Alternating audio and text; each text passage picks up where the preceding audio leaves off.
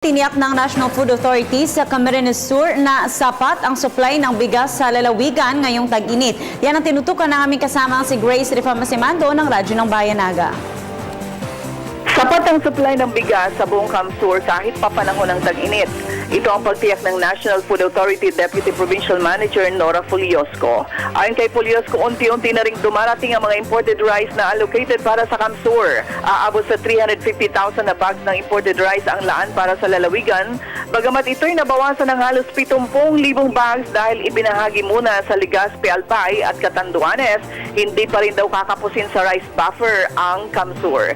Sa kasalukuyan, ang NFA ay may pagmamalaking rice inventory na tatagal hanggang ikalawang linggo ng buwan ng Hulyo. Mas lalo pang nadagdagan ang tiwala nila dahil sa mas papataas na inventaryo ng bigas, dahil nakatakda na rin magsimula ang panahon ng anihan, bagay na mas lalong magpapalakas ng kanilang rice procurement program. Sa ngayon, mabibili sa halagang 27 hanggang 32 pesos ang bawat kilo ng NFA rice mula sa mga accredited rice retailers. Samantala, isa pang magandang balita ang ibinahagi ng NFA. Ito ay ang inaasahang mas malakas na rice distribution nila sa Camsur dahil operational na ang bagong malaking NFA warehouse sa bayan ng Libmanan. Dahil dito, tiwala ang NFA na makakapag-imbak na sila ng mahigit sa 100,000 bags ng bigas na laan naman para sa una at ikalawang distrito ng Camarines Sur.